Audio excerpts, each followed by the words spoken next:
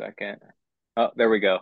Hi, evening. Hey, how you How's doing? it going? Good. Good, good. Yeah, I'm Danny, aka Riffs Don't Lie. Nice to meet you. Nice. Yeah. Nice to Yeah, meet you too. yeah. Thanks for taking the time. Are we also going to be joined by Raymond tonight? Nope, it's actually just me tonight. Okay. Yeah, Ray's tied up with some stuff, so Okay, awesome. Cool. So yeah, I guess we'll jump right into it. Yeah, I'll just give you a brief introduction, who I am, what I do.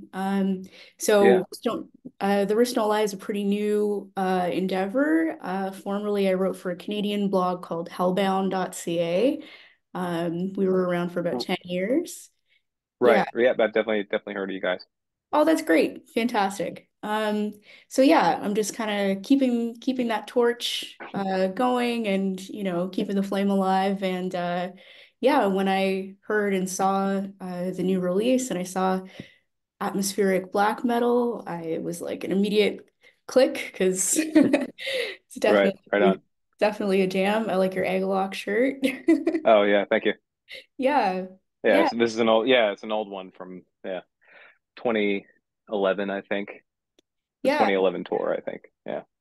Yeah, it was definitely, I try not to, draw too many comparisons band to band, but I could definitely, put this release, at least what I've heard of Obsidian Tongue's output, definitely in the same kind of general bucket as that. So yeah, I would definitely recommend That's to friends of mine I know who are fans of Eggalok as well.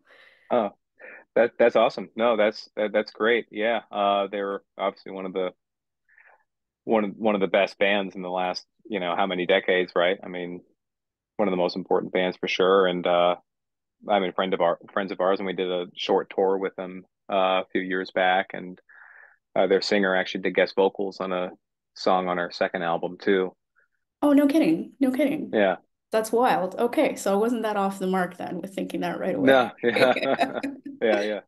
Awesome, awesome. So yeah, this release is the fifth release of Obsidian Tongue. It's One, two, three, four, five. I mean, I guess it's technically the sixth thing that we put out, but that's because one of them is like a single, I guess, technically, even though that single's, 15 minutes long or something. But yeah, fair, fair.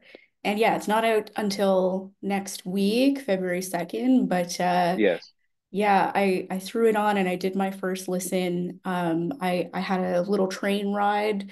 I had to go, out to the suburbs over here where I'm up in Toronto. awesome. Um, yeah, and I had to get on the train and I was like, oh geez, okay, let me load up this album.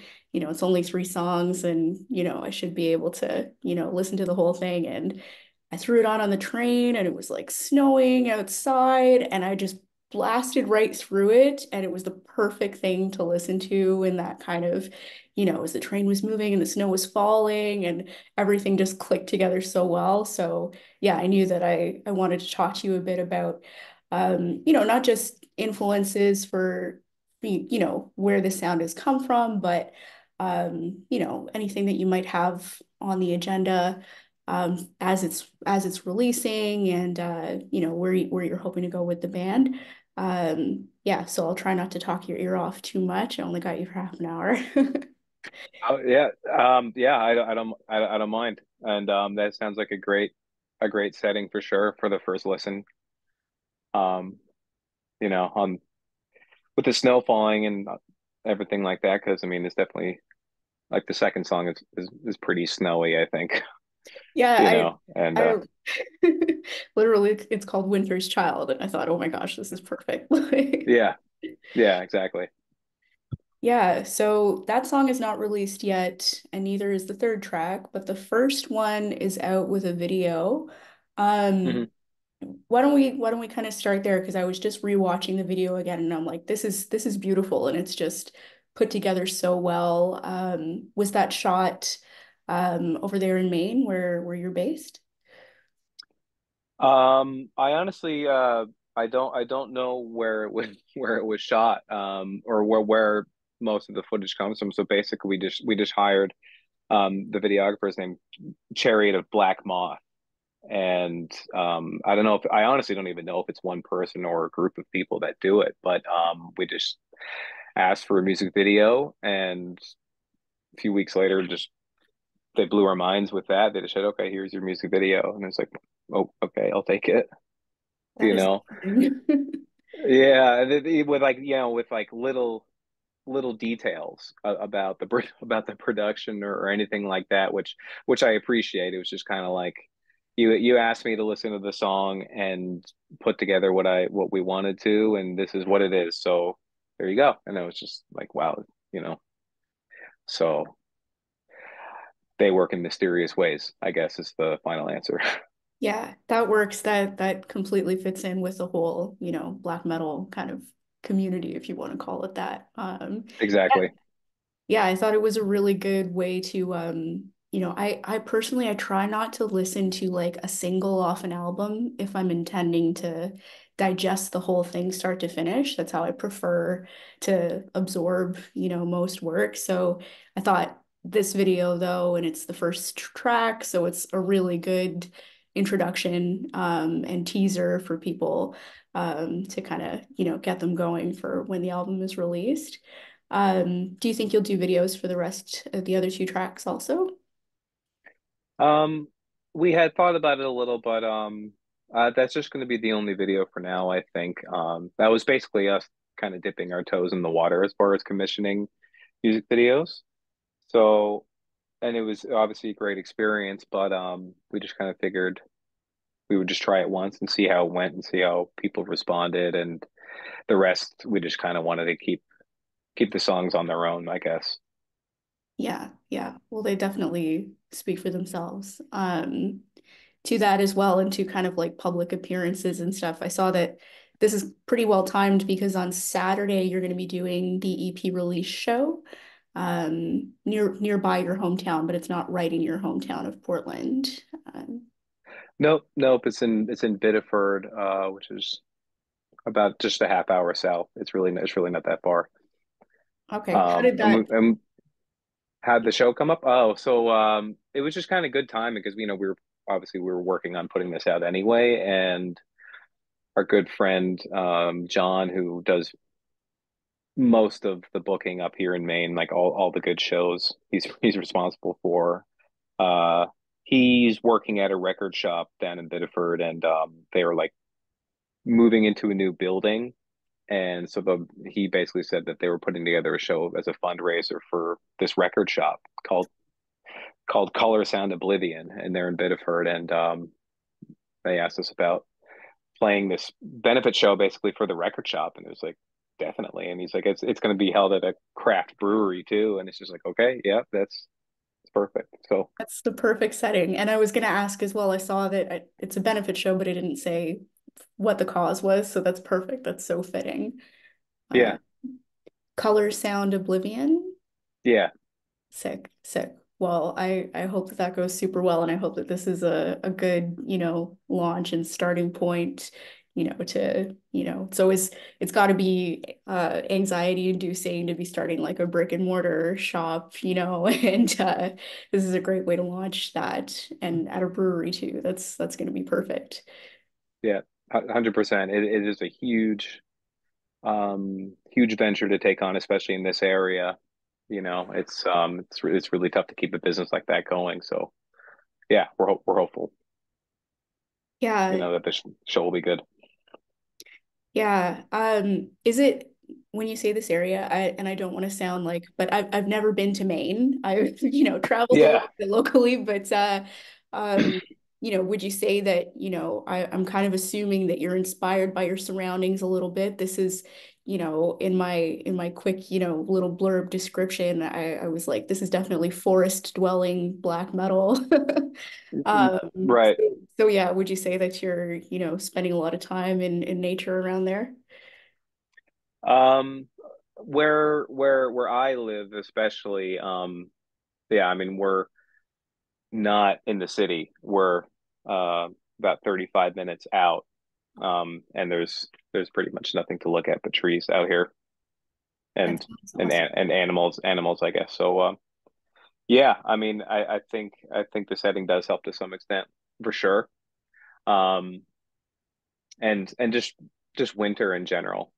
I mean, we have pretty harsh winters here, and I really I don't know, I really thrive on those, I guess, but at the same time, it's kind of something that we talked about in the last interview we did too, where, I mean, like our area definitely has a distinct vibe to it. Um, but as far as the music goes, I mean, most of the creative focus, I think, it's actually more inward and kind of introverted and kind of um, using my imagination in strange ways. So a lot of the actual imagery ends up being a little more kind of obscure as far as the music goes and what we're trying to illustrate, I guess. But as far as just having a good place to get into a creative state of mind, I think, yeah, I mean, I can't imagine living anywhere else for sure. The New England area is just it's home. Yeah, yeah. And I guess as well, because I saw that this EP, although three songs and it goes by in a flash. Like I've listened to it two or three times now, and every time I'm like, whoa, it's over already. That was an 8 minute track and it just blew by. Mm. Um, so this is going to be the first of three releases that were written in a short period, like from 2020, 2022. Um, Yeah, yeah. Well, the funny thing is, so basically, yeah, there are two EPs and an LP right now, and funny thing is, most of the LP actually we started working on even before Volume 3 came out. Basically, there was just kind of complicated kind of waiting period between when we finished tracking Volume 3 and when it finally, hit the shelves. So in that period of time, we had started to put together some new songs, but we didn't quite finish the whole thing.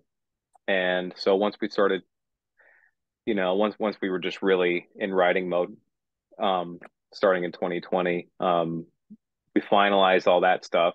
It involved breaking down the songs because we didn't think they were good anymore. Then just putting them back together pretty much exactly as they were. I was like, oh, never mind. I guess this was okay the first time, and that got coupled up with, oh yeah, here's one more song. Oh, here's two more songs. Oh shit, we have like a bunch more songs now. And first idea was, oh, this is going to be this big double LP kind of like 80-minute thing, but I guess just the density of the tracks and just the amount of stuff we wanted to throw in there, it didn't seem like a good idea. It just seemed like it would cause a lot of listener fatigue in a certain way, or like you were saying, I mean, that the 20-minute EP goes by really quickly when you're listening to it. Like, imagine that much music times four, like that you're listening to all at once. You'd probably be, at the end, like, oh, damn, there's more shit. yeah. So we figured to kind of let the songs kind of sink into people's minds properly, it would be good to have to divide it up like a 20-minute thing and then 42 or whatever, and then another 20 after. Okay, that makes a lot more sense now. And yeah, I was thinking even like in the first track, there's just that opening riff, and it's just been like it'll come back in my head and just, echo a little bit. And it really does allow it to breathe a little bit more because, there's the focus is there. So did you decide to split things up based on like anything thematically or just kind of like how did you split it up and decide what fit together where kind of thing? That's funny. I guess what made it easy is that the skeleton of the full length was already basically, we knew like track one, track two, track three, and so basically the album was what it was, and then we had all this new stuff, and so it was easy enough to make the new stuff EP one and EP two to be on either side of that that album, basically. Got it. Got it. So is the full length is going to come out next and then the EP or Yes. the other? Yep, that's what Okay. we're planning on doing right now. Nice, nice. Full length sandwich. Okay, cool. Um, Exactly. yeah, and so I guess then people can expect that if they like the previous full length volume three and if they like the Stoneheart, then they're in for more later this year, or like do you have a timeline for um Um, I'm gonna do everything I can in my power to make sure it comes out this year because we don't really want to wait anymore. We've kind of had a good bit of music sitting around for a long time, and just one thing after another, we're like, oh, maybe we'll wait, or maybe we'll take a different route or whatever. So at this point, I desperately want just kind of like a clean slate. I don't know how long that's going to take because there's even more stuff after these three releases that we've had written for a while. So we're just going to do what we can to efficiently but properly release everything that we have so far, you know, um, and then write and then start writing again. But it's going to take a while. yeah, yeah, the red tape and logistics of everything, I guess, after the recording process is always a whole other thing. I've heard a fair amount of that from like local bands around here for sure. It's gnarly, especially with like LP manufacturing wait times. It's you know Yeah. by the time it comes out, it's like it's been a year at least, and you're like, oh, I mean, you feel like a different person after making an album, and you listen to it, you're like, this is already like the past for me, you know. So it's yeah, whatever we can do to move things along basically and kind of catch people up to speed with Yeah. our activities because we've been constantly going at it, even with big gaps in between albums and whatever. We're always doing the same thing. So Yeah, and is the rest of it all also self-recorded? Because that was something that also when I see that in a, press release description or whatever, it's like self-recorded by the man. I'm like, holy crap, mind blown, because just thinking about being able to do that, like that's a whole other set of skills and time and equipment and like a kind of like objectivity that you have to have about your own material that just yeah, so I applaud you for that because yeah, that's a whole other achievement. What made you decide to record it yourselves? um well, it's in certain ways it's easier these days because when you can just kind of take your raw tracks and you can email them to someone in a studio who will then do the final mix. Like maybe they'll kind of cut out some frequencies that you didn't catch, or completely rebuild something because you didn't record it properly, which I think we experienced a good bit of that with volume three, because we were still pretty new to the whole thing. And but I have to give most of the credit to Ray. He's the real engineer out of the two of us. um and just over the years,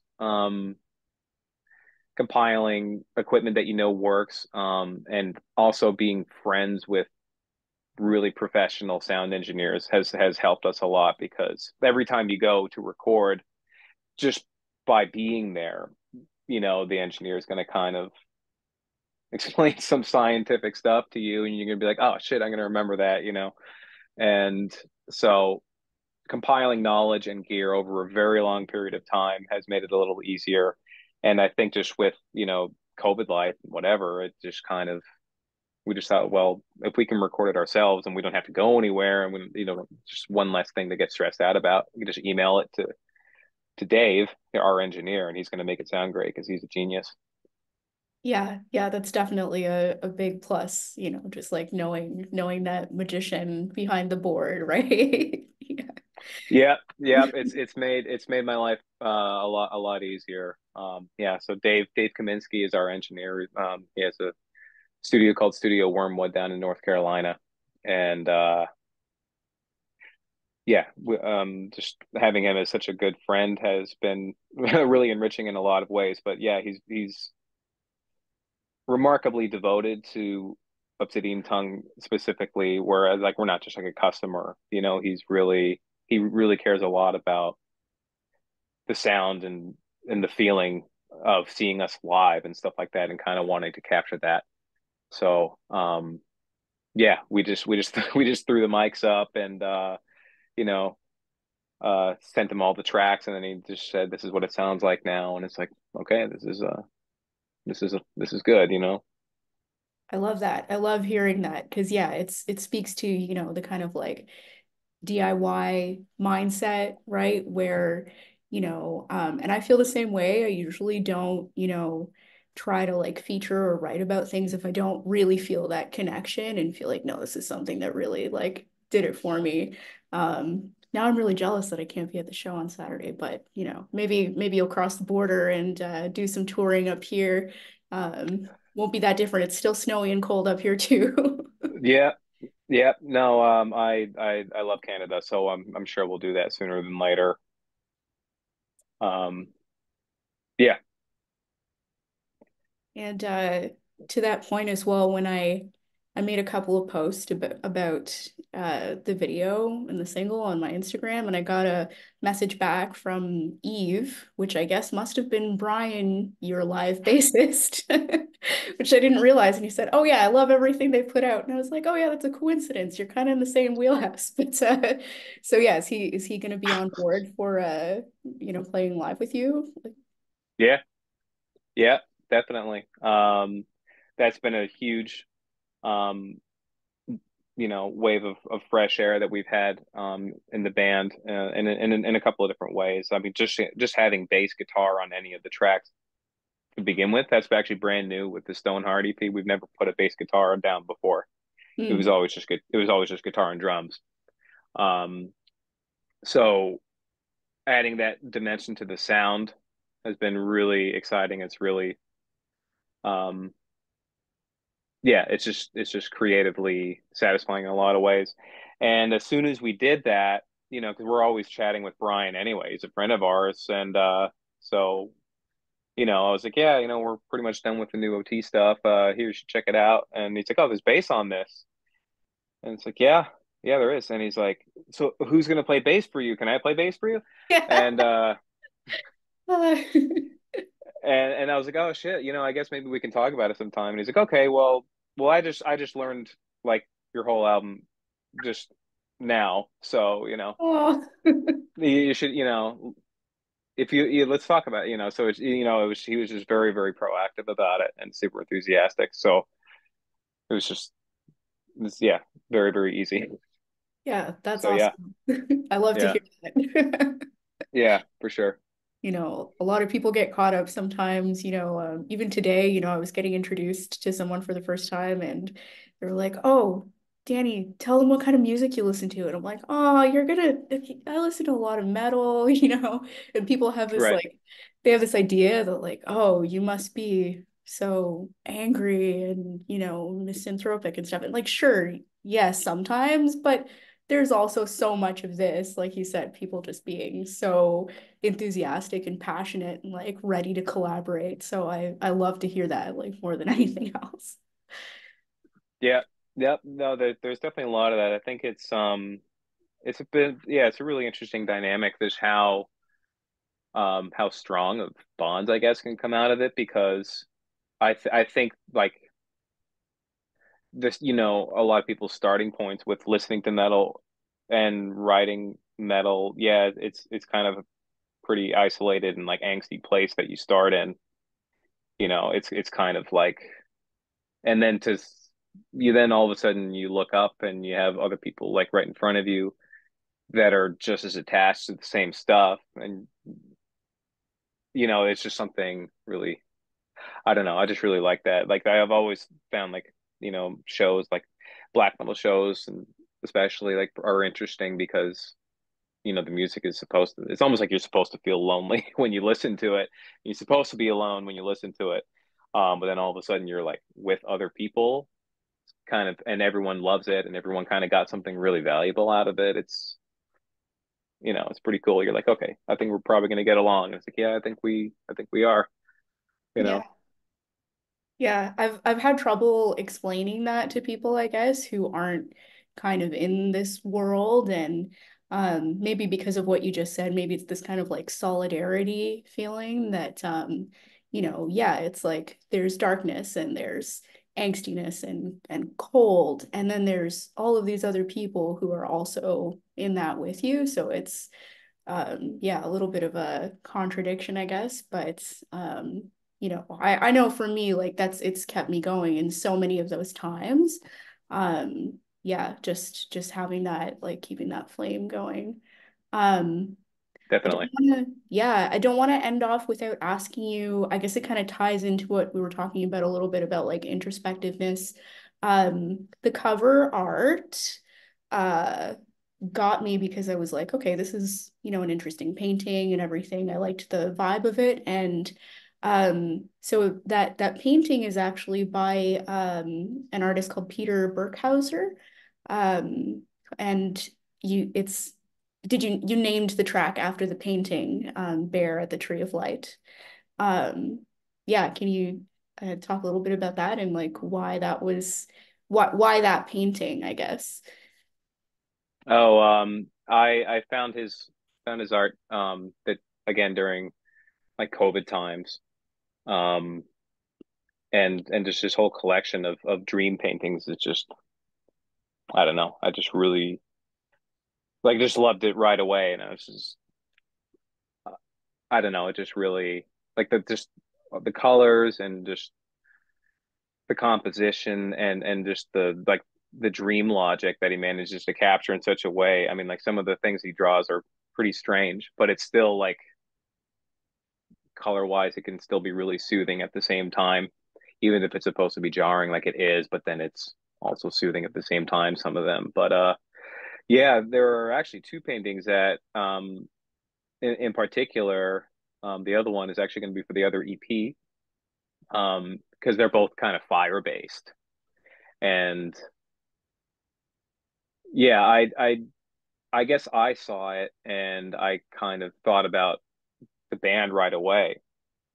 I for some reason it made me think of Obsidian Tongue right away, and I just kind of look at it like I don't know. The painting kind of feels like the way that trying to write something powerful feels like, I guess, or once you finally get what you're looking for when you're writing music or writing lyrics or whatever. And yeah, it's almost predatory kind of it's almost like you're hunting, you're really you're trying to find something like either in a visual way or a sonic way. And it, it looks like perseverance to me, I guess. I don't know. I just get a feeling of perseverance when I see the painting and us putting together the EP and putting it out is our perseverance. It was some really tough times in there, but we finally got some music out that we're really happy with, and yeah, it was just a perfect one. And I'm still just so grateful that I got we got permission from the Peter Burkhauser Foundation to use the paintings. Amazing. They gave us our blessing and just said like just let us know when it's done, and we'd also like to read your lyrics too. And it's like sure you can read the lyrics, and yeah, so it kind of tied into because he's connected to like Carl Jung in certain ways, and I've always been really inspired by his writings, and um, even some of the lyrics are inspired by stuff that Carl Jung has written. So tying into that kind of thing. I mean, not that we're gonna call ourselves like Jungian black metal or anything, but it's definitely that kind of exploring the collective unconscious and dream interpretation and stuff like that. Like that's kind of big part of our approach to extreme metal, I guess, is that angle, So Hmm. it was just natural. It just had to Yeah. happen. It just resonated with you, and like that's what it's about really, I sometimes I have trouble as well, like picking apart and trying to describe sounds or visuals to people and just be like, you know what, just you're just gonna feel it. It's just gonna feel right. And sometimes you just can't put it into words. So thank you for attempting. And that makes me look forward to reading the lyrics because I don't think that I have those yet. And yeah, I super look Okay. forward to hearing the rest of this collection, I guess we'll Yeah. call it. Um, yeah, and I'm sure we could talk more, about that, but yeah, maybe that's a good place to end off with that, Sure. anticipation. And yeah, unfortunately we have a time limit, but that's just the way it goes. Um, yeah, so I super look forward to hearing the rest of the output. I hope that you cross the border and, do some live shows up here. Oh yeah. Um, yeah, maybe you and Eve, maybe you two can hop on and Yeah, that's not a bad idea. Yeah. yeah. We'll talk to him about it. We'll figure it out. Yeah, yeah. The forests here and everything are definitely worth exploring and, maybe, draw some new inspiration from that as well. And yeah, best of luck with the release and with the show. And yeah, I really look forward to spreading the word about the Stone Heart. Yeah, I wish you all the best. Awesome. All right. Thank you very much. Yeah, thanks so much. Have a good night. Okay. Yeah, bye. Bye.